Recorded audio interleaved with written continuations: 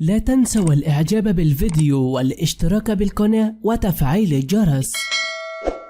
أعلنت نقابة الفنانين العراقيين عن وفاة الفنان القدير لؤي زهرة بعد معاناته مع مرض عضال وسط حالة كبيرة من الحزن تعم أهله ومحبيه وأصدقائه في الوقت الذي تحولت فيه مواقع التواصل الاجتماعي إلى دفتر عزاء في الفقيد الراحل الذي شيعت جنازته في حضور عدد كبير من الكثيرين. وذكرت النقابة في بيان صادر عنها: بقلوب يعتصر الحزن والأسى، تناعي نقابة الفنانين العراقيين رحيل قامة فنية عراقية أصيلة الفنان لؤي زهرة الذي وفاته المنية في هذا اليوم إثر صراع مع المرض لم يمهله طويلا. وأشارت النقابة إلى أن الراحل لؤي زهرة وفنان عراقي أصيل من مدينة قربلاء المقدسة قدم خلال مسيرته الفنية للمسرح والفن العراقي أسمى الأعمال وأجمل الرسائل الإنسانية.